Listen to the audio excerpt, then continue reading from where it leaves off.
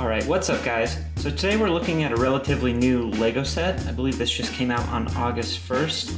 This is the Lloyd's Hydra-Mech set 71750. The set retails for about $20 US and comes with 228 pieces. I think for the price point, this thing looks really, really good. However, it could be better.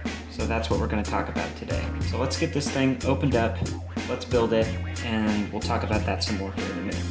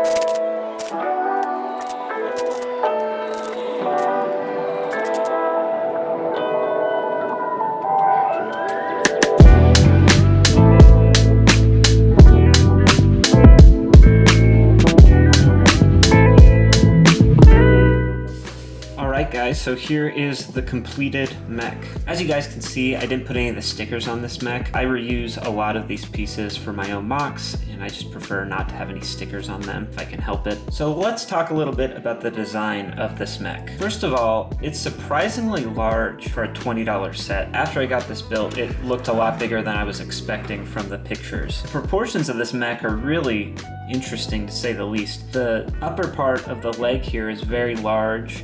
You have this very thin ankle and these larger feet. Also, one of the most predominantly noticeable things on this is this very, very large shoulder guard. And I think it looks kind of neat, actually. All right, so let's talk about some things I want to change on this build. First of all, I kind of want to change the legs somewhat. I'd love the ability to have a moving knee joint here rather than just having the feet and the hips move. So that's something we're going to work on. The next thing I'd like to change is the arms. They have this Technic connection here, which I think looks kind of weird, how the elbow kind of goes inward and then back out. I don't really like the way that looks, so we're going to try to fix that as well. Another thing I want to work on is the back here. There's not a whole lot of detail going on, so maybe that's something we can work on too. Other than that, we'll probably just do some minor detailing to the rest of the build and see how it comes out. All right, let's get to building.